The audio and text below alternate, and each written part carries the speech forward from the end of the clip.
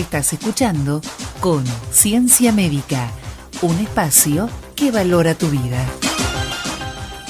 Ahora estamos en contacto con el doctor Silvio Schreier, médico especialista en nutrición, asociado a la sección nutrición del Servicio de Clínica Médica del Hospital Italiano de Buenos Aires, director de la carrera de médicos especialistas en nutrición de la Universidad de Buenos Aires y expresidente de la Sociedad Argentina de Nutrición. Doctor Schreier, Norberto Blanco, Gabriela Costa y Miguel Sangiovanni de Conciencia Médica le hablan. ¿Qué tal? Buenas tardes. ¿Qué tal, doctor? Muchas gracias por atendernos. No, por favor. Doctor, lo consultamos porque hace unas semanas había salido un trabajo en Nature que hablaba del uso de los endulcorantes artificiales y que básicamente daba a entender como que estos tenían la culpa de la obesidad y la diabetes. Sí, en realidad, hilando finito y leyendo el trabajo, que es muy bueno, dicho sea de paso, nosotros no caminamos en cuatro patas ni tenemos colita. Esto es un excelente trabajo hecho en ratas de laboratorio. Bien. Que además comen distinto de nosotros. Todos sabemos que el estudio en realidad fue hecho poniéndoles distintos edulcorantes al agua que tomaban estas ratitas y estudiando un poco después de un tiempo cómo se portaban frente a una toma de glucosa. Esto es, si tenían tendencia a la diabetes, si no tenían tendencia a la diabetes, y parecería que aquellos que tomaron algunos edulcorantes no azúcar tenían más tendencia a la diabetes. Los mismos autores de todos modos aclaran que esto es un trabajo realizado en ratas y que no se puede extrapolar estrictamente al ser humano. Ahora, uno podría pensar un poco más allá y decir, a ver, los edulcorantes en el mundo tienen, artificiales digamos, tienen por lo menos 100 años. Sí. En 100 años creció mucho la diabetes en paralelo al crecimiento de la obesidad. Sí. Tenemos una encuesta nacional de factores de riesgo reciente donde andamos entre sobrepeso y obesidad en el 59% de los adultos y un 10% de personas con diabetes. Entonces, ¿podemos estigmatizar a un solo alimento o a un solo tipo de alimentos? Me parece que llevándolo a la forma de comer de los humanos, donde además comemos mezclado, donde de repente quienes nos están escuchando habrá quien se tome 10 cafés en el día, que no estaría bueno, pero está el que toma 2 cafés y tal vez ponga un sobrecito de edulcorante repartido, porque no le gusta tanto el sabor dulce. Entonces, yo creo que habría que tomarlo un poco con pinzas. No deja de ser un panorama que se abre, porque los que pensábamos hasta hace algunos años en las bacterias que tenemos en el intestino solo como inquilinas y medio socias de uno, hoy día las tenemos que pensar como una parte integrante importante de nosotros, y en eso también hay muchos trabajos en relación a obesidad, donde se vio que esas bacterias eran distintas en el obeso que en la persona de peso normal. Yo creo que sigue esa misma línea, es una línea muy interesante, pero que calcarla en el ser humano es un poco dificultoso.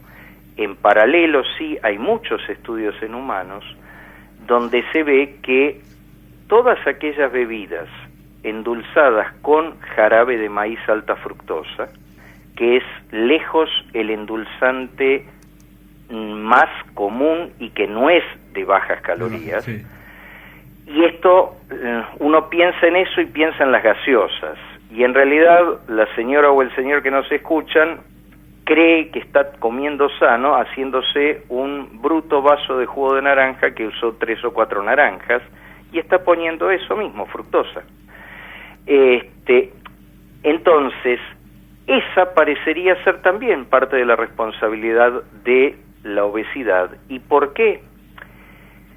Porque los humanos de fábrica no venimos con limitaciones para ese ingreso, es decir, las calorías que entran de eso ni nos damos cuenta. Por lo tanto, seguimos comiendo igual y nos queda eso de valor agregado. Y disminuyó notablemente el consumo de bebidas lácteas, sobre todo en la población de Estados Unidos que la usaban como agua. Entonces, parecería que el crecimiento de la obesidad y de la diabetes tipo 2 desde la adolescencia o desde la segunda infancia inclusive, vienen de la mano con el menor consumo de lácteos y el mayor consumo de gaseosas y de bebidas edulcoradas con jarabe de maíz alta fructosa. Es decir, que terminar de desentrañar esto va a llevar mucho tiempo. Bien. O sea, mientras tanto, lo de siempre, tenemos que cambiar nuestros hábitos y hacer una dieta balanceada y como corresponde y haciendo actividad física. Tenemos la obligación de no ser sedentarios. Claro. Podemos ser, me incluyo, no buenos deportistas. Podemos ser no enloquecidos amantes del deporte, pero si pensamos un minuto que en un adulto más o menos la mitad de nuestra altura está hecha en piernas, para algo las debemos tener. Si no hubiésemos nacido con pies pegaditos a la cadera, digamos. Entonces hay que usarlas.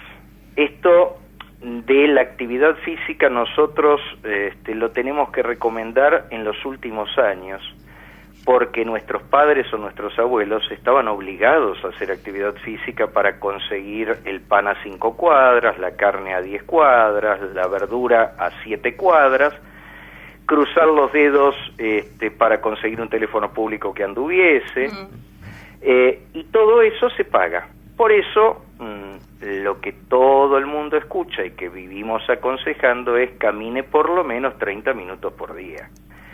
Y estudios últimos mostraron que inclusive de a periodos de 15 minutos también sirve. Y por supuesto comer saludablemente, que no quiere decir no darse un gusto, pero comer al tamaño de uno.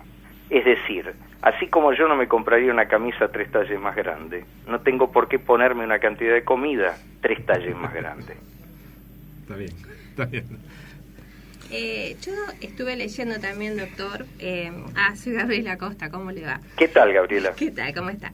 Que estudiaron en esto del uso de los edulcorantes artificiales en humanos en una revista que se llama Personalized Nutrition Project, y ellos vieron este ensayo en humano para ver la relación de la nutrición y la microbiota, o sea que no solamente es en ratones que se probó, porque en Nature es en ratones, sino también ya hay estudios en seres humanos, y también llevan lo que ellos encuentran es una asociación muy significativa entre el consumo de edulcorantes artificiales y la configuración de la flora intestinal, que tendría que ver, y la intolerancia a la glucosa, y que esto llevaría a un síndrome metabólico tipo 2 o tipo 1. Claro, ahí hay varios elementos para desarmar. No cabe duda que si usamos edulcorantes artificiales, la microbiota va a ser distinta. Si usamos azúcar de mesa, sacarosa, la microbiota va a ser distinta. Si usamos glucosa sola, esa es una historia. La otra historia es si eso es causa o no de diabetes tipo 2, de intolerancia a la glucosa, de obesidad, etcétera, etcétera, etcétera.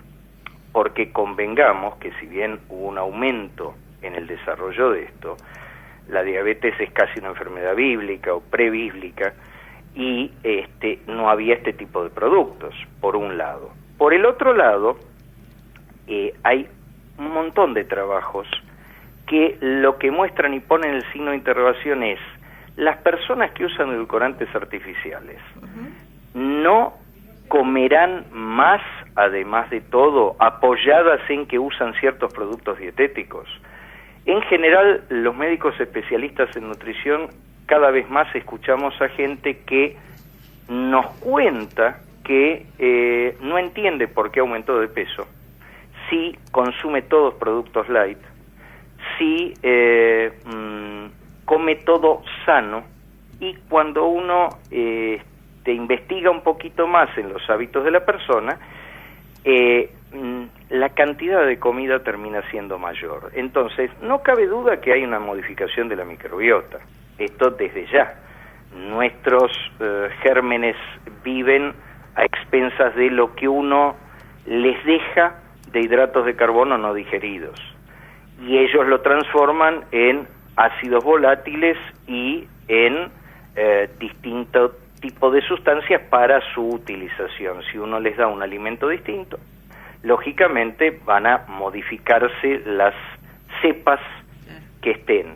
Ahora, la relación es directa, esa es la parte que no se puede terminar de extrapolar, porque esa misma persona que modificó la microbiota, tal vez sea una persona muy activa o tal vez sea un sedentario. Este es un estudio preliminar, es un ensayo que se hizo en voluntarios sanos. No, pero por eso digo, es muy difícil, es decir, para desarmar y tomar algo como un peso grande, tendría que tener un número muy significativo de voluntarios sanos para decir, esta es la causa. Claro. Y además, cruzarla, pero lo que no cabe duda, Gabriela, es que si estas bacterias, si nuestras bacterias, inevitablemente se alimentan de lo que habitualmente llamamos fibra, que es lo indigerible, y yo le estoy dando otra fibra, por supuesto que la composición va a ser distinta, eso no lo dudamos.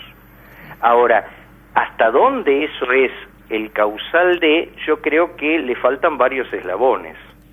E insisto, ¿es lo mismo la persona que consume gaseosas dietéticas con alguno de estos edulcorantes, 1,5 litros, 2,5 litros por día, que alguien que se toma 2 cafés en el día con un sobrecito de edulcorante? Primero. Y segundo, hay edulcorantes con mala prensa, pero más allá de la mala prensa hay que investigar en su composición. Por ejemplo, el aspartamo. El aspartamo, en definitiva, si bien es un producto químico, son aminoácidos que están en nuestra alimentación habitual, que algún químico se dio cuenta que juntándolos tienen sabor dulce. Entonces, con el mismo criterio, si yo consumo productos que contienen esos 3 aminoácidos, de los cuales hay muchos, yo debería tener el mismo tema dando vuelta. Entonces, es lo mismo la sacarina, el aspartamo, la sucralosa, el xilitol, etcétera, etcétera, etcétera, etcétera. No creo que eso sea lo mismo. Y esto salió también publicado en un Trends Endocrinology Metabolic del 2013, donde también estudiaban esto, la dieta y la vida saludable, y estudiaban las distintas composiciones de sacarosa, de aspartamo, de sacarina, y que llevaban a la misma conclusión de que el consumo de edulcorantes traía como aparición el síndrome metabólico tipo 2. Claro. Yo creo que concluir definitivamente así, linealmente, esto es interesante como línea de trabajo, pero habría que tomarse un respirito para llevarlo a conclusiones más altas. Durante muchos años el edulcorante artificial era la sacarina. Claro. La sacarina tiene 2 cosas. Primero, endulza menos que el azúcar. Y segundo, la gente que agregaba más sacarina, lo único que ganaba era sabor metálico. Sí, horrible. Por lo cual, en general terminaban en o ponerle menos o no usar. En la práctica, hoy hay un abanico de edulcorantes e inclusive los que habitualmente se comercializan o las bebidas que ya lo tienen incluido, tienen 2 o 3 de ellos para que ninguno de ellos tenga una cantidad que a lo largo del día sobrepase lo permitido. Entonces, la tecnología suma en ese producto 2 o 3 componentes. Cualquiera de los que nos está escuchando pueden mirar si tiene algún sobrecito de cualquier marca y se va a encontrar que dice que está compuesto por varias cosas. Entonces, justamente para no pasarse del valor de las recomendaciones. No se discute que esto implica cambios. Ahora, como especialista en nutrición, en el buen sentido de la palabra, me opongo a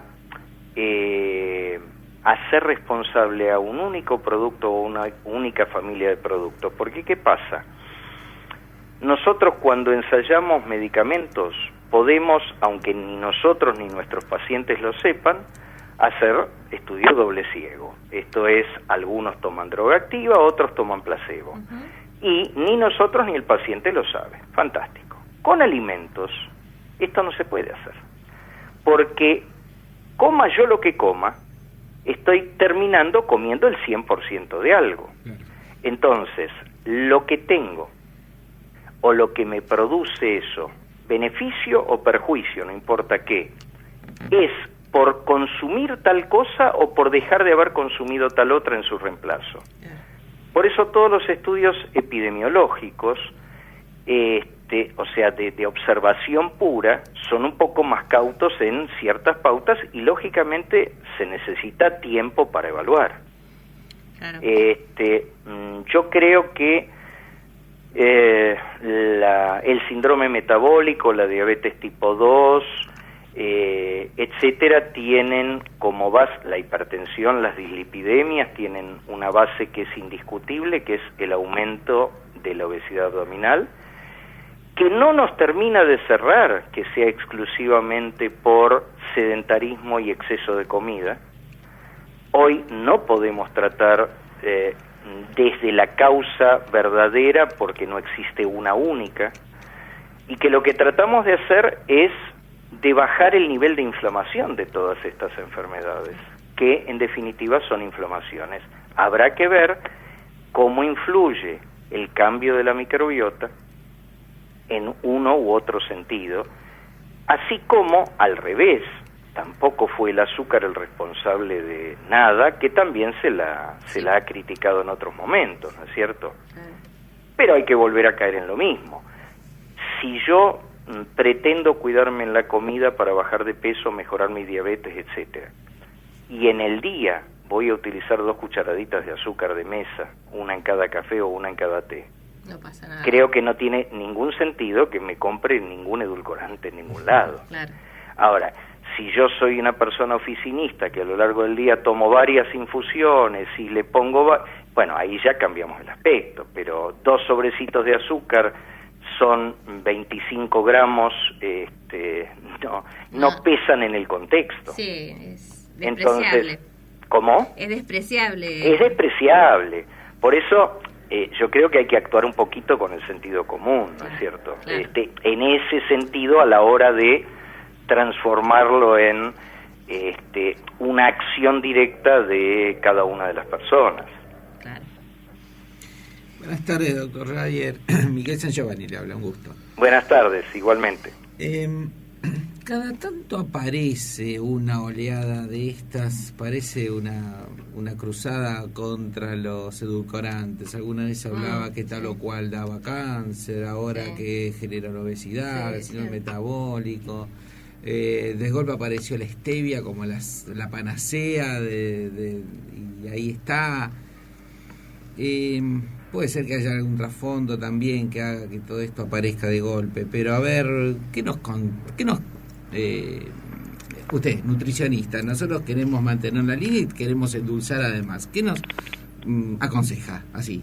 ¿Qué nos llevamos de concreto? Porque hagamos de cuenta que estamos en un consultorio frente a una persona que hace esta pregunta. Mi respuesta habitual empieza por lo que hablaba recién con Gabriela. ¿Cuántas bebidas toma en el día? Si la persona toma poco y le gusta el azúcar y le va a poner una cucharadita, no es la que pone 3 o 4 cucharaditas, que se la ponga y que siga igual. Si va a usar más en el día y no conoce ningún edulcorante, yo le recomiendo que compre el paquete más chiquito del que le parezca y que vaya probando. Es el mismo consejo, me voy un segundo y ya vuelvo al tema, que le doy cuando sugiero aceite de oliva extra virgen. Mire, compre el envase de 1/4 de la marca que le parezca, porque a buenas calidades el sabor puede ser distinto y a usted le puede gustar una marca y a mí otra, pero conceptualmente estoy recibiendo el mismo producto.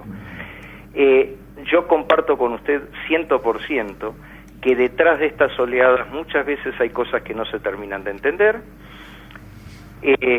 Lo del ciclamato y el cáncer de vejiga de las ratas fue algo de los años 70, justamente porque el ciclamato tiene buen sabor a diferencia de la sacarina.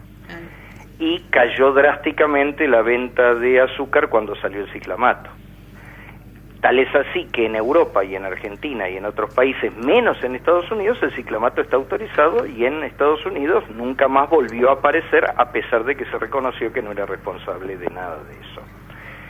La otra fue darle leña al aspartame, o aspartamo, y ahí ya directamente, ya sin estudios serios, campañas de que produce esclerosis lateral amiotrófica, o cosas por el estilo, que gracias a internet, como yo siempre digo, todos tenemos la misma letra ahí, ¿no? Entonces hay que fijarse muy bien a quién estamos leyendo. Por lo tanto, yo no creo que la stevia sea la panacea, tampoco es malo. Los guaraníes lo utilizaban, los indios guaraníes lo utilizaban como edulcorante, o sea que es muy viejo. ¿Y por qué utilizaban ese y no otro? Y porque tenían la plantita ahí, y un día a alguien se le ocurrió probar, le sintió gustito dulce. Pero acá entramos en el terreno de si lo natural obligatoriamente por serlo es sano, y si lo artificial por serlo obligatoriamente es malo. Y entonces, bueno, tenemos miles de ejemplos de plantas que se transformaron en excelentes medicamentos, y tenemos otros miles de ejemplos que plantas que son veneno. Entonces, que sea natural no es sinónimo de bueno. Yo también he escuchado, no es que lo recomiende, no, miren, no compre stevia en polvito, sino que consígase en una arboristería hojas de stevia, séquelas usted, macháquelas, etcétera, etcétera, etcétera. Eso cae en un lugar de esto de natural o artificial. Y me parece que tenemos que ser discretamente cuidadosos en ese valor extra. Mi sugerencia es tratar de ser cautos en este sentido, tratar de usar menos azúcar los que le ponen azúcar, si toman poco no preocuparse, y sea aspartame, sea una mezcla de xilitol, inclusive sin pensar en edulcorar. Hay muchísimos chicles que tienen xilitol porque ha mostrado cierta protección y no ser cariógeno, a tal punto que está sugerido por asociaciones odontológicas, y es un edulcorante. Doctor, acá tenemos una pregunta de uno de los oyentes y nos pregunta sobre la dieta de la felicidad. ¿Qué sabe usted de eso? La dieta de la felicidad se bautizó a algo que en realidad no tiene una base puntual, pero sí al consumo de ciertos alimentos que aumentan nuestros niveles de sustancias químicas que autofabricadas que en el cerebro dan sensación de placer. Esto es mejorar la dopamina, la serotonina, y entonces ahí tenemos carnes magras y algunas frutas secas, etcétera. ¿El chocolate sirve para eso? El chocolate, absolutamente, el chocolate amargo a la cabeza. Porque Norberto lo come, quiere saber si está bien. Bueno, podemos, no sé, por vía telefónica no, pero podemos tratar de convidar un poquito, no hay ningún problema. Sí, por eso inclusive ahora los chocolates vienen con la categoría del porcentaje de cacao que tienen, porque la realidad es que cuanto más puro es el cacao, lógicamente es más amargo, claro. No hablamos del chocolate con leche, aumenta los niveles de dopamina. Pero sin ir al título dieta de la felicidad, yo creo que es muy importante tener en cuenta que para los humanos la comida no es solo la comida es sociabilidad, la comida es amistad, nos encontramos a tomar un café, venite a casa a comer algo, que hay comidas que nos gratifican más allá de que químicamente produzcan o dejen de producir ciertas cosas, y que somos individuos que estamos estructurados para completar, porque nuestros antepasados comían cuando podían. Por lo tanto, lo que hay delante de uno se arrasa. Entonces, yo diría cuál es la dieta de la infelicidad. Y la dieta de la infelicidad es el prohibido esto, prohibido lo otro, cantidades ínfimas, dietas de muy bajas calorías que cualquiera las puede empezar y cualquiera las puede terminar en el mismo plato, no es la forma de comer de un ser humano. Entonces, bajará uno de peso y probablemente baje. ¿Dura? En el tiempo no duran. Mientras tanto uno se siente muy embroncado con la situación. Y al final termina siendo contraproducente porque después viene el rebote. Claro. Absolutamente. Yo lo comparo a cuando uno infla un globito y no le hace el nudo. El globo sale disparado a cualquier lado, y eso es lo que sucede cuando yo me restrinjo notablemente. Cualquiera de nosotros es capaz de hacer una dieta cuando le duele la panza, mientras se dé cuenta cuál fue el motivo. Suprimo esto. ¿Y cuánto tiempo duramos en esa dieta? Los días que nos duele la panza. Cuando ese dolor se va, volvemos a comer de todo.